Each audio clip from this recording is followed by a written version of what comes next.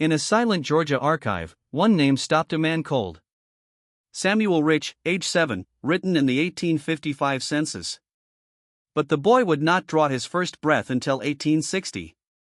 A child summoned into history before he ever existed in flesh. One father's lie, etched forever into the ledgers of the living. What darkness makes a man rewrite time itself? The late summer of 1895 lay heavy over Columbus, Georgia. The air inside the state archives was thick enough to taste dry paper, mildew, and the faint metallic bite of ink long since dried. Shafts of dusty sunlight slanted through tall, warped windows, catching motes that danced like uneasy spirits. Henry Vance, chief clerk, moved between the tall oak shelves with the quiet reverence of a man who believed every document was a soul waiting to be remembered. His fingers, stained by decades of handling brittle pages, turned each sheet as gently as a father turning the pages of a family Bible. He was reorganizing the 1850 to 1860 federal census returns for Muskogee County when his eye caught the entry. The handwriting was elegant, looping, the kind practiced by men who still believed the written word carried the weight of God's own ledger. Samuel Rich. Age, 7. Residence, Willow Creek Plantation. Vance paused. The name sat there, innocent as any other. But something in the ink felt wrong, too deliberate, too perfect. He cross-referenced the 1860 census he had catalogued only weeks earlier. No Samuel Rich. He checked 1870. Still nothing. Birth registries, church rolls, land deeds, every trail ended in silence. Then he opened the Rich family Bible, a massive, leather-bound volume kept with almost fanatical care. There, in Margaret Rich's own careful hand, was the entry. Samuel Hartwell Rich, born April 12, 1855. Vance's breath caught. The boy in the 1855 census was already 7 years old, 5 full years before the Bible said he had even been conceived. A child had appeared in the eternal record before he had drawn his first breath. The archive seemed to grow colder. A floorboard creaked somewhere in the shadows, though Vance was alone. He closed the Bible slowly, as if afraid the pages might whisper back. This was no simple clerical error. This was a deliberate fracture in the fabric of recorded truth, something darker than a ghost, because ghosts do not sign their own names in federal documents. This was a sin carved into history by human hands. And sins like that, they do not stay buried. Before we step deeper into the shadows of Willow Creek, if the weight of this impossible record has already settled in your chest, do one thing for me: hit subscribe and ring the bell. These are the stories the archives try to forget. Your support keeps the light on them. And drop in the comments, what secret from your own family tree do you suspect is still hiding in plain sight? Muskogee County in the mid-1850s was no gentle place. The red clay earth baked under a merciless sun, cracked like the skin of an old sinner, then softened again when the winter rains came like reluctant tears of heaven. Cotton stretched to the horizon in perfect, merciless rows, white as bleached bones. The air carried the thick sweetness of magnolia and honeysuckle, undercut by the raw, earthy reek of turned soil, wood smoke, and the distant, constant murmur of human suffering that no amount of southern gentility could mask. Willow Creek Plantation sat on 200 acres of that unforgiving land like a crown on a guilty head. The main house, 2 stories of whitewashed brick and wide, columned verandas, stood beneath ancient live oaks draped in Spanish moss that swayed like funeral veils in the evening breeze. At dusk the windows glowed with oil lamp light, warm and inviting to any passing traveler. But behind those walls, something was already rotting. Thomas Hartwell Rich ruled this kingdom with the iron certainty of a man who mistook control for godliness. Tall, broad-shouldered, with a face like carved oak and eyes that missed nothing, he kept ledgers so precise they could have been used in the courts of heaven itself. Every bale of cotton, every head of livestock, every penny recorded, balanced, sanctified. He sat on the county commission, attended First Baptist Church every Sunday in a black suit cut like armor, and spoke of duty and order as though they were the same thing as grace. His wife, Margaret, 20 years younger, had been raised in the polished parlors of Charleston.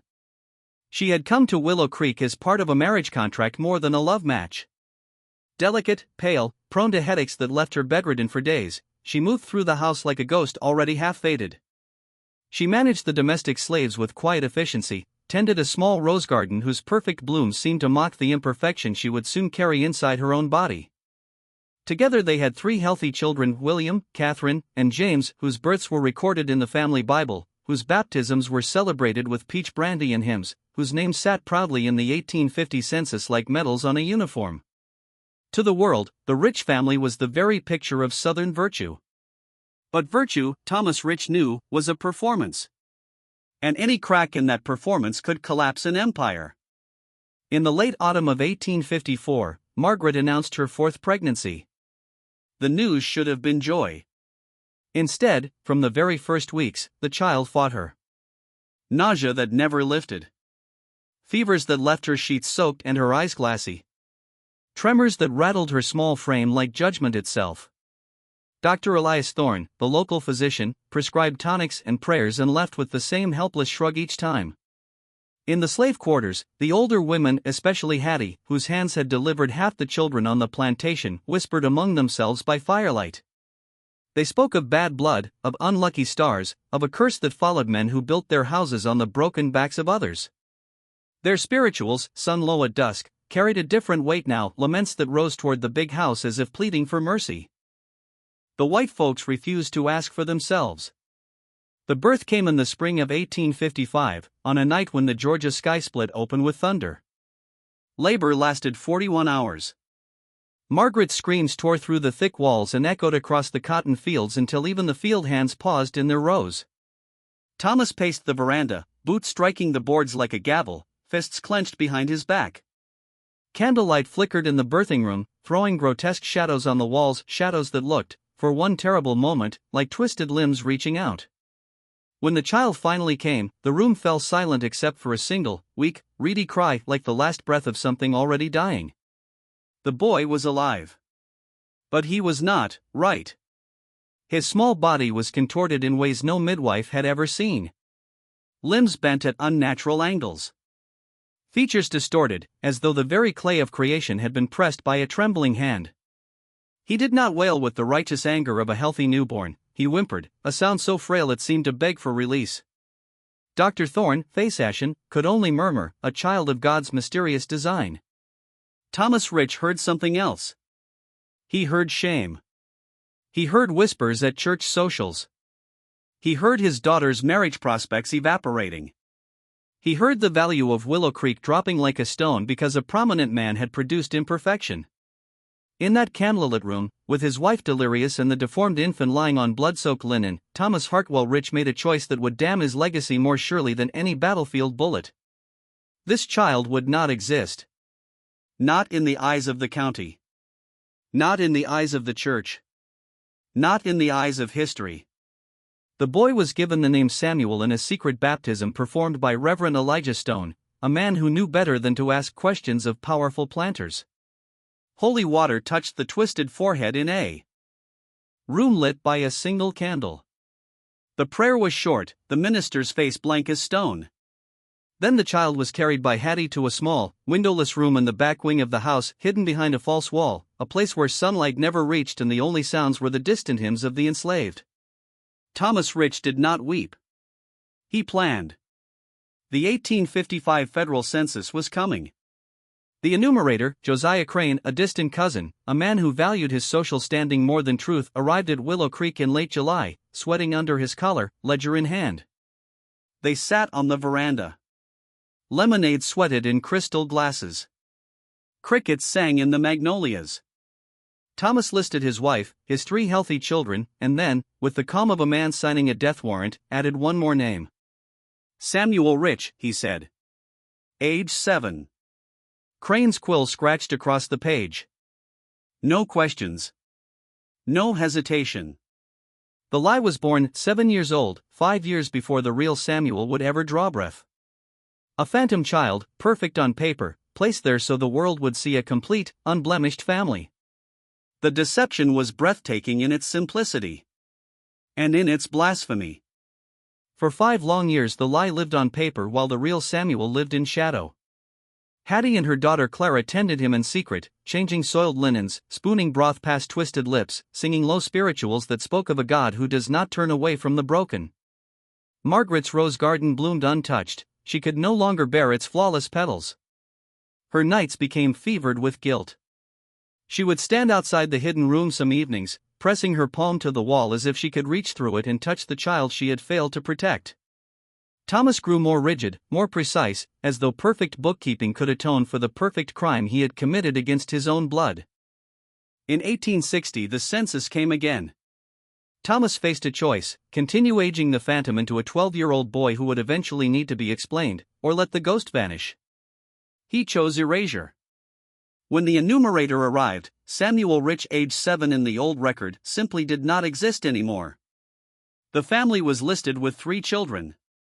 The real Samuel, now 5 years old, remained behind the false wall, unseen, unrecorded, a living secret wrapped in silence.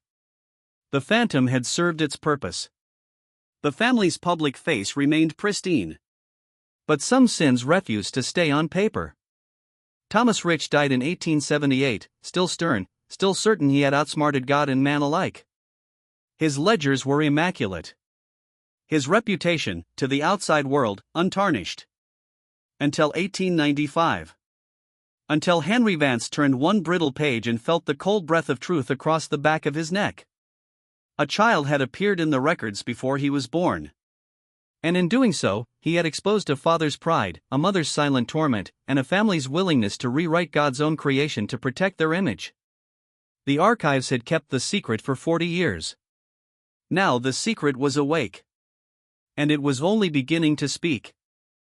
The room where Samuel Rich spent his stolen life was never meant to be a prison.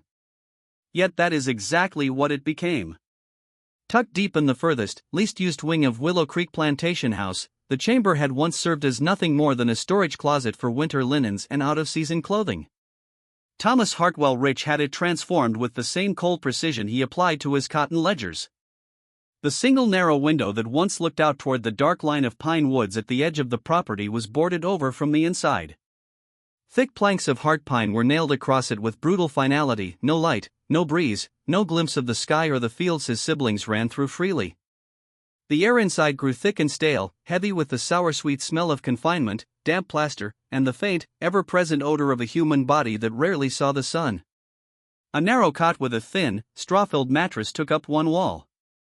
Beside it stood a crude wooden table and a single-chamber pot. One candle, always burning, never allowed to go out, flickered on that table, its weak flame the only mercy in the perpetual twilight. The walls, once neatly plastered and painted a soft cream, had yellowed and streaked with dark, weeping stains that looked like tears running down from the ceiling. In summer the room became an oven, the heat pressing down like divine judgment. In winter it turned to ice, the cold seeping into young bones already twisted by misfortune. Samuel's world was measured in textures and sounds rather than sights.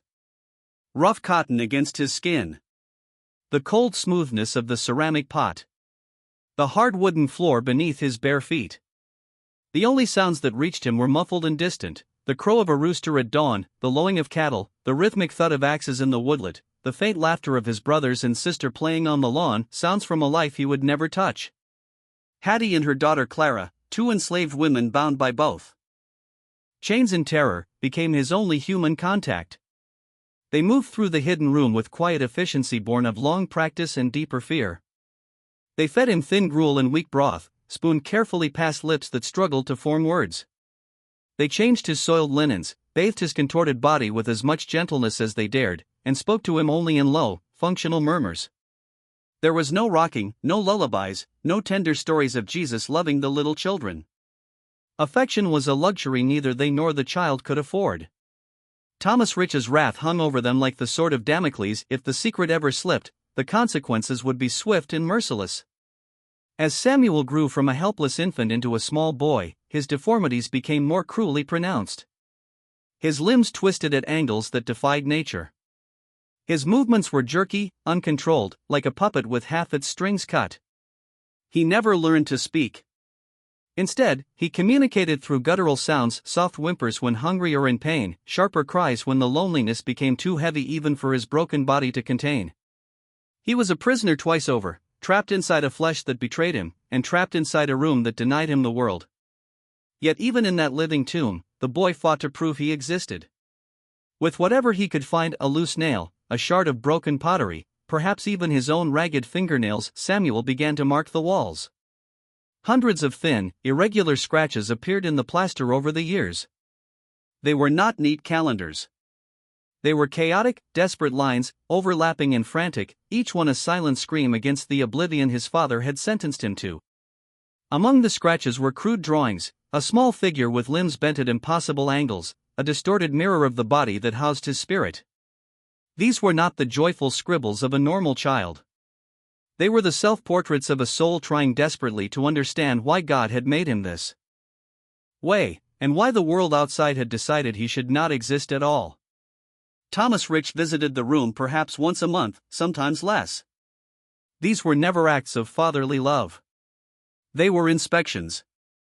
He would stand in the doorway, tall and rigid in his black coat, his face carved from the same stone as the family monuments in the churchyard. His eyes swept over the child with clinical detachment, noting health, noting needs, noting whether the secret was still safely contained. He asked Hattie brief questions about Samuel's condition, but never once reached out to touch the boy. Never once spoke his name with tenderness. To Thomas, Samuel was not a son. He was a broken piece of property kept, not out of mercy, but because discarding him entirely might invite even greater scandal. Margaret Rich, already frail, rarely entered the room. The guilt had become a physical weight that crushed what little strength she possessed. On the rare occasions she did visit, she would stand trembling in the doorway, one hand pressed to her mouth, tears slipping silently down her cheeks as she stared at the child she had carried in her womb. She could not bear to look for long. The perfect rose garden she once tended now felt like an accusation, beauty thriving while her own blood withered unseen. The other Rich children, William, Catherine, and James, knew only fragments. They sensed a sick relative kept in the back wing. They heard the occasional muffled sounds at night. They were strictly forbidden from asking questions or approaching that part of the house. The silence around Samuel became a living presence in Willow Creek, a suffocating blanket woven from fear, pride, and the desperate need to maintain the family's spotless public image. For 5 long years after the 1855 census deception, and then for decades more, the boy remained a ghost who still breathed. A child the official records had already erased once, and would erase again in 1860 when Thomas simply omitted the phantom Samuel and let the real one vanish into absolute invisibility. By the time Henry Vance sat in the archives in 1895, the Civil War had come and gone, leaving Georgia's landscape scarred and its old aristocracy hollowed out. Many of the grand plantation houses stood in decay, paint peeling, verandas sagging, once manicured lawns swallowed by wild grasses and scrub pine. The world Thomas Rich had fought so fiercely to protect had crumbled anyway. Yet the secret of the hidden boy somehow survived. Vance's professional curiosity had now become something deeper, an obsession that kept him awake at night. The more he searched, the louder the silence screamed. No death record. No mention in church rolls. No trace of the boy ever leaving the county. The absence itself had become evidence. He knew he had to go to Muskogee County. The train journey from Atlanta in the autumn of 1895 rattled through a countryside still wearing its wounds. Fields that once gleamed white with cotton now lay fallow or worked by struggling tenant farmers. Grand houses stood like ghosts of their former selves. Vance arrived carrying copies of the contradictory census pages like sacred indictments. He began at the county courthouse, then hired a buggy to take him down the rutted road to what remained of Willow Creek. The house, when it finally appeared through the moss-draped oaks, looked haunted by more than time. Paint blistered and peeled. The grand veranda sagged like an old man's shoulders. Weeds choked the once proud lawns. William Rich, now in his early 50s, shoulders bowed by war, loss, and the weight of his father's legacy, received Vance on that decaying porch. His face carried the permanent weariness of a man who had watched his entire world collapse and still had to wake up every morning inside its ruins. In the dusty parlor, with its peeling wallpaper and moth-eaten curtains, Vance laid the documents on the table. He spoke carefully, professionally, never accusing, only seeking clarification for the historical record. William's reaction was immediate. His face drained of color. His hands tightened on the arms of his chair until the knuckles whitened. For a long moment the only sound was the ticking of the grandfather clock in the hallway, measuring out the seconds of a silence 40 years in the making. When William finally spoke, his voice was low, controlled, but edged with something raw. "That is a family matter, sir. It has been closed for 40 years. It does not concern you." Vance pressed gently, emphasizing his duty to the state archives. William rose abruptly, signaling the conversation was over. "My father was a man of principle," he said, his back stiff. "If there is a discrepancy, it is the fault of the census taker or careless clerks. I will not discuss this further." But as Vance began gathering his papers, something in William seemed to break. He paused at the doorway, the anger draining from his face, replaced by a profound, exhausted resignation. "There was a child," he whispered, the words seeming to tear themselves from his throat.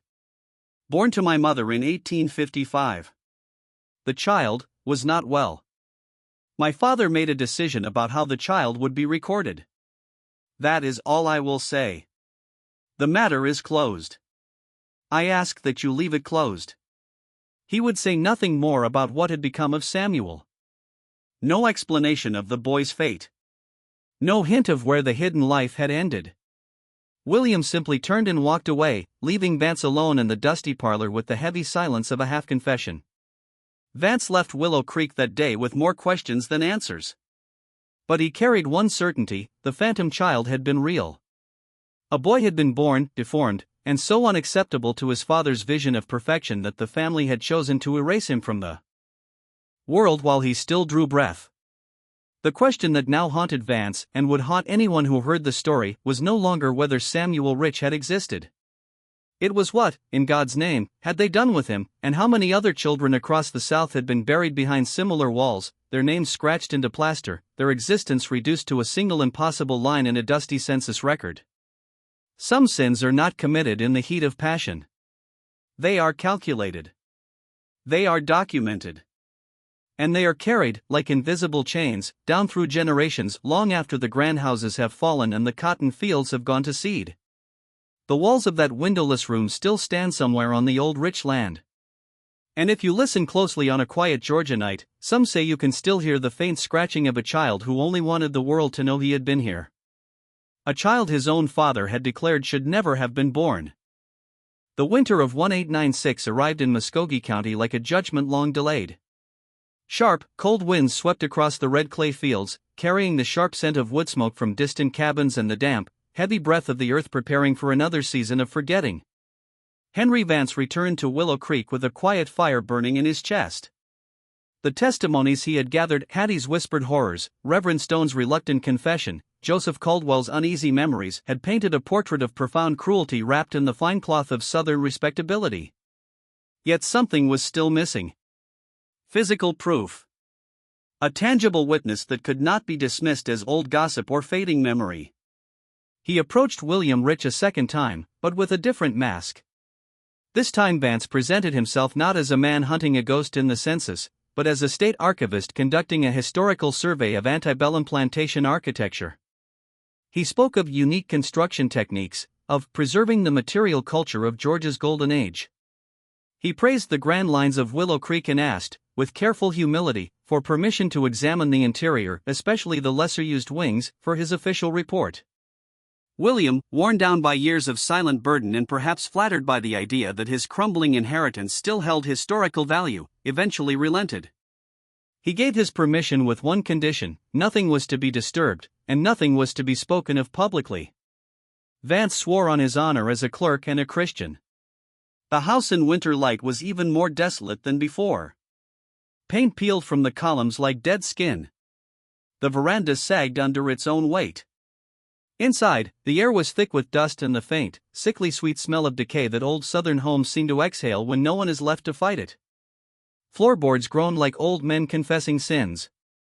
Wind whistled through cracked window panes, sounding almost like distant, reedy whimpers. Vance moved methodically, his lantern casting long, trembling shadows. He paid special attention to the back wing, the cold, neglected section Hattie had described in her trembling voice. The air there felt heavier, older, as though time itself had been trapped and left to rot. In a narrow passage behind the main kitchen and a disused pantry, he found it. A section of wall that did not belong. The plaster was a slightly different shade, newer, hastily applied. The texture was uneven, lumpy in places. When he tapped it gently with his knuckles, the sound was dull and solid, not the hollow echo of normal lath and plaster. Faint vertical and horizontal lines, almost invisible unless you knew to look for them, suggested a hidden seam. Vance turned to William, who had been following him in heavy silence. "Mr. Rich," he said softly, "this wall, it appears to conceal an opening. A doorway, perhaps." William's face turned the color of ash.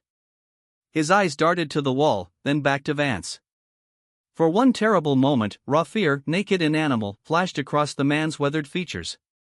His jaw clenched so tightly the muscles stood out like cords. "That room is not to be opened," William said, his voice tight as a garrote. "My father sealed it. I have kept it sealed. What happened there is not your concern. Nor the state's." But Vance had come too far.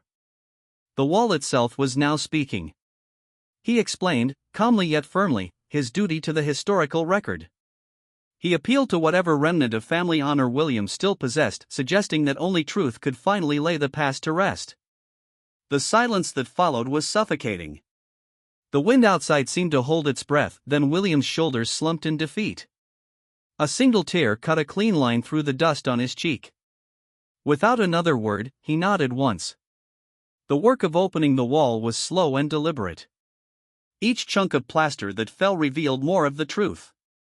Beneath the fresh layer lay thick wooden planks, nailed brutally across what had once been a doorway. The nails were old, rusted deep into the wood, driven with the force of a man trying to seal away his own shame. When the last plank was pried free, a wave of air rolled out that made both men recoil. It was thick, stale, heavy with the unmistakable scent of long, unbroken confinement, damp rot, mildew, old straw, and something faintly, terribly human that had never been allowed to breathe free. Vance stepped inside first, raising his lantern high. The room was small, perhaps 10 by 12 feet. A tomb disguised as a bedroom. The single narrow window remained boarded over from the inside, allowing only the thinnest blades of weak winter light to slice through the gloom. The air was cold, damp, and utterly motionless, as though even the Holy Spirit had abandoned this place decades ago. What Vance saw tore at something deep inside him. A narrow cot stood against one wall, its thin mattress rotted and stained beyond recognition. A rusted chamber pot lay overturned in the corner. On a small, rough-hewn table sat the hardened remains of a single candle, melted down to nothing. But it was the walls that stopped his heart. From floor to ceiling, they were covered in marks. Hundreds, perhaps thousands, of thin, frantic scratches etched into the plaster. Some were short and jagged, others long and wavering, overlapping in chaotic layers. They were not neat calendars. They were the desperate tallies of a soul refusing to be erased. A silent, unending scream against the oblivion his father had condemned him to. And among the scratches were drawings, crude, heartbreaking figures. Human in shape, but distorted horribly. Limbs bent at unnatural angles. Heads too large for the bodies. Bodies twisted as though caught in eternal agony. These were not childish doodles. These were self-portraits, attempts by a boy who could barely control his own hands to understand the broken vessel God had given him, and to leave some trace that he had existed in a world that declared he should not. William Rich stood frozen in the doorway, his face the color of death. He stared at the walls as though seeing them for the first time in decades. No words came. Only the heavy, ragged sound of a man confronting the physical evidence of his family's greatest sin. Vance's voice, when it finally broke the silence, was barely above a whisper. "What happened to Samuel, Mr. Rich?" William shook his head slowly. A single guttural sound, half sob, half groan, escaped his throat. He turned away, unable to face the room or the man who had forced its secrets into the light. It took several more visits, many more hushed conversations by lamplight, and the gradual erosion of William's last defenses before the full truth finally emerged. Samuel Hartwell Rich had been born in the spring of 1855 to Margaret Rich after a brutal, agonizing labor. The child entered the world malformed, limbs twisted like gnarled roots, body contorted, unable to cry with proper strength. His features, while recognizably human, carried a distortion that shocked even the hardened plantation midwife. Some on the place whispered darker things, that the child was not Thomas's at all, but the result of some hidden sin or a divine curse laid upon the house for the blood spilled in its fields. Whether those rumors held truth or not, they only fed Thomas Rich's terror. In that candlelit birthing room, Thomas looked upon his fourth son and saw not a child of God, but a living accusation against his carefully constructed image of perfection. A visible crack in the facade of Southern gentility that could ruin marriages, devalue land, and invite the scorn of every respectable family in the county. So he chose erasure. The phantom Samuel was invented for the 1855 census, a healthy 7-year-old boy who existed only on paper to make the family appear complete and unblemished. Meanwhile, the real Samuel was hidden away in this windowless room, tended only by Hattie and Clara under threat of severe punishment. He was fed, watered, and kept alive. But he was never loved. Never touched with kindness. Never allowed to feel sunlight on his skin except in the thin slivers that crept through the boarded window. He grew from infant to boy in darkness, communicating only through guttural sounds and the desperate scratching of his twisted hands. For 5 years the deception held. Then, in 1860, Thomas simply let the phantom vanish from the census. The real Samuel became truly invisible, a living absence in his own home. According to the fragments Hattie and Clara had shared in their old age, Samuel wasted away sometime around 1862 or 1863. His frail, twisted body, already burdened by deformity, could not endure the years of isolation, neglect, and emotional starvation. There was no doctor. No recorded cause of death. No funeral. No grave marker. His small body was buried somewhere on the plantation grounds in an unmarked grave, the final act of making him disappear completely. After the Civil War shattered the old order, Thomas had the room sealed. The doorway was boarded over, plastered, and painted as if it had never existed. The evidence of his crime, though no earthly law had been broken, was entombed with the memory of the child. Yet the walls remembered. As Vance stood in that desolate room, lantern light flickering across the frantic scratches, he understood the deeper horror. This was not merely the story of one hidden child. It was the story of how pride can become idolatry. How a man could commit what felt like murder without shedding blood, by denying his soul the right to be seen, to be named, to be mourned.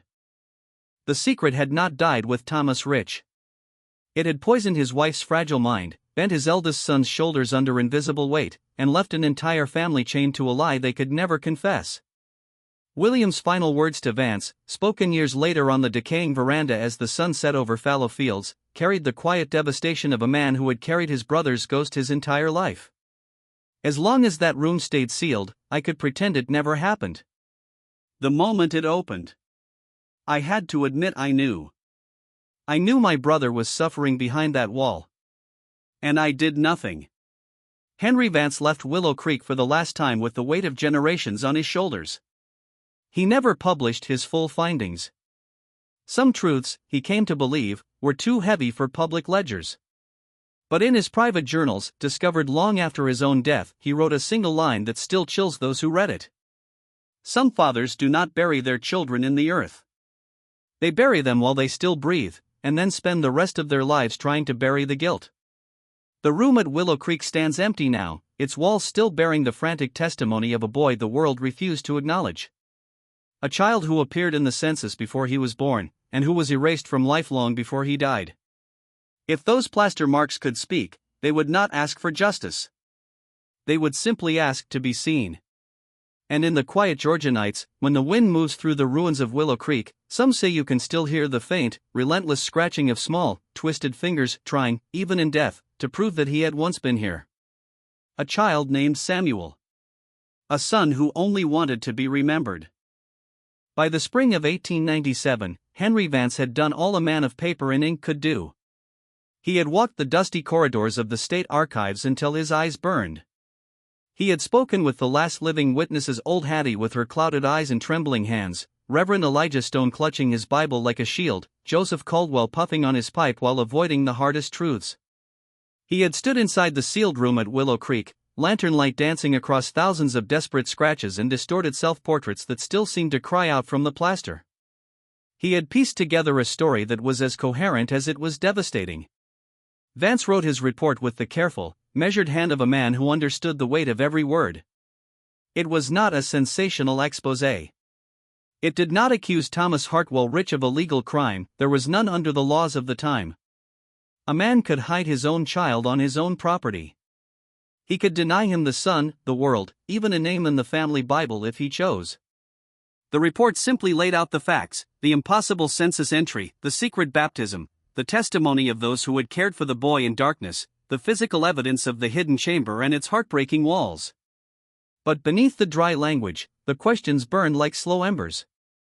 How many other Samuels existed in the South, children born with bodies the world called imperfect, hidden away so their families could maintain the sacred lie of perfection? How many ledgers, how many family Bibles, how many official records carried similar deceptions? How many graves, marked or unmarked, held the bones of souls who were erased before they were ever allowed to truly live? The report was filed away in the Georgia State Archives. For years it gathered dust. Most who read it dismissed it as the obsession of a lonely clerk with too much time among the dead. Some in Muskogee County were offended, seeing it as an attack on the honor of an old Southern family.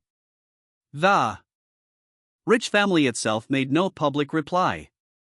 William Rich was said to have muttered privately that Vance had no right to dig up what the good Lord and my father had seen fit to bury. Yet Vance had accomplished something profound. He had brought Samuel Rich back into existence. The boy who had been denied light, denied touch, denied even the dignity of being mourned, was now documented. Acknowledged. Witnessed. The phantom child who had appeared in the 1855 census 5 years before his actual birth had finally been given a story. And in the telling of that story, Samuel received a kind of justice his father had stolen from him in life. The tale did not stay buried in the archives. It began to circulate through Muskogee County in hushed voices, passed from porch to porch, from church pew to general store counter. Like all dark stories, it grew and changed with each retelling. Some softened it, claiming the boy had been sent north to a distant institution where he lived quietly until old age. Others dramatized it, whispering that Thomas Rich, in a moment of tormented mercy, had smothered the child in his sleep. The younger generation spoke of hauntings, strange whimpers drifting from the old plantation at night, fresh scratches appearing on walls that should have been silent. None of these versions were true. But they revealed something important: the human heart cannot bear a story of such pure cruelty without trying to reshape it into something that makes sense. Something that offers meaning. Something that allows us to sleep at night. William Rich lived another decade after Vance's investigation. He never married. Never had children. He became a ghost in his own decaying house, obsessively checking the sealed room, ensuring the plaster remained intact, as though keeping the door closed could keep the shame contained. When he died in 1907 at the age of 62, his will carried one strange instruction: the plantation house must remain exactly as it was, the sealed room, ensuring the plaster remained intact, as though keeping the door closed could keep the shame contained. When he died in 1907 at the age of 62, his will carried one strange instruction: the plantation house must remain exactly as it was, the sealed room untouched, a silent monument to a sorrow no one was allowed to name. The will was honored for a time. But time is merciless. The house fell into ruin. Roofs collapsed. Floors rotted. Eventually, in the 1950s, what remained of Willow Creek was torn down. Its timbers were salvaged, its bricks repurposed for new homes. The land was divided, sold, turned into farmland and modest houses. The sealed room, along with its thousands of scratches and distorted drawings, was lost forever to weather, demolition, and forgetting. Yet the story refused to die. It lived on in the archives. In the contradictory census entries. In the quiet memories of those who had once walked the halls of Willow Creek. It became a local legend, a cautionary tale whispered among families who still valued respectability above all else. A reminder that the mask of Southern gentility could hide horrors deeper than any cotton field or family Bible could contain. What makes Samuel Rich's story truly chilling is not merely the cruelty done to one broken child. It is what it reveals about the nature of history itself. Official records, the census, the most basic count of human souls, are supposed to be sacred, objective, trustworthy. Yet here was proof that they could be bent, twisted, and corrupted by a single man's pride.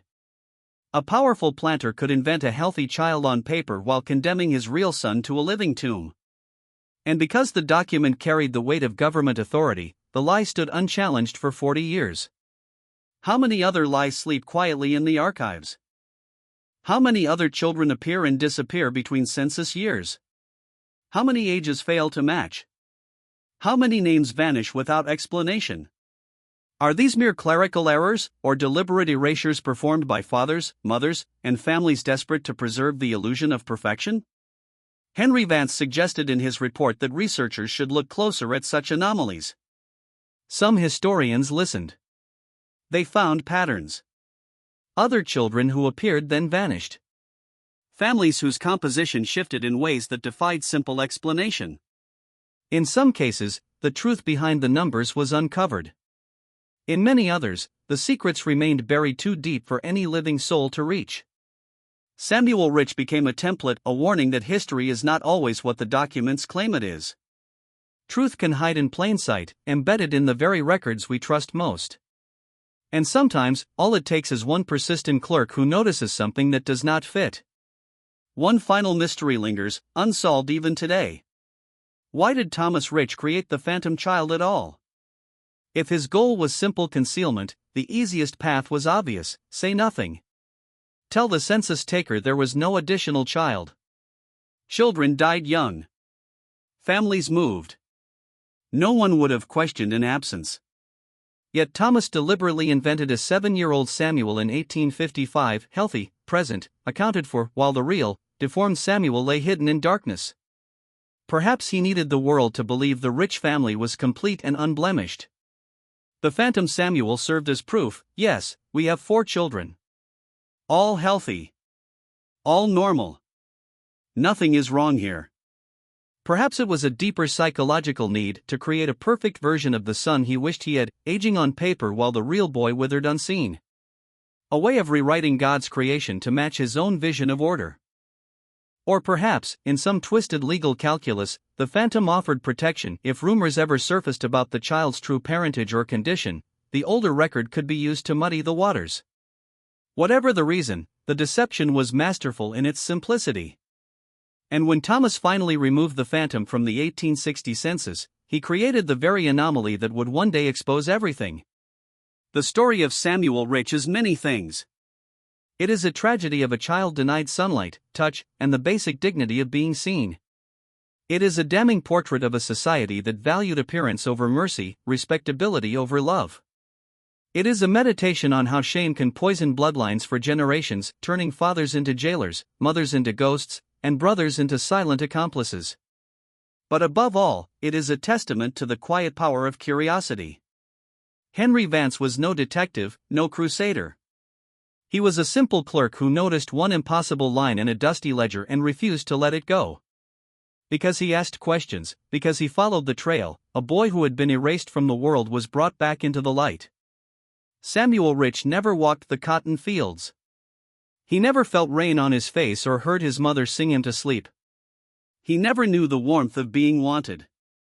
Yet today, through the stubborn persistence of one man with a lantern and a notebook, Samuel has what his father tried to deny him forever. A name. A story. A witness. And perhaps, in the end, that is the only justice the living can offer the forgotten.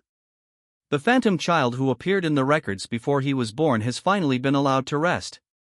Not in an unmarked grave on forgotten land, but in the shared memory of anyone who hears this tale and feels the weight of it in their chest. Some secrets are meant to stay buried. Others are meant to be dragged into the light, no matter how much darkness they reveal about the human heart. What do you believe happened in that sealed room? Do you think Thomas Rich's sin was pride, or something even darker? Was Samuel truly his son, or did the rumors of a different mother carry truth? And most haunting of all, how many other phantom children still sleep unnoticed in the archives, waiting for someone patient enough, curious enough, and brave enough to notice they do not belong? If this story moved you, if it made you question the neat lines of history we were taught, then do one thing. Hit subscribe. Turn on notifications. Share this with someone who needs to remember that truth has a way of surfacing, even after decades of deliberate silence. Because some children never got to speak. But their walls still remember. And now, so do we.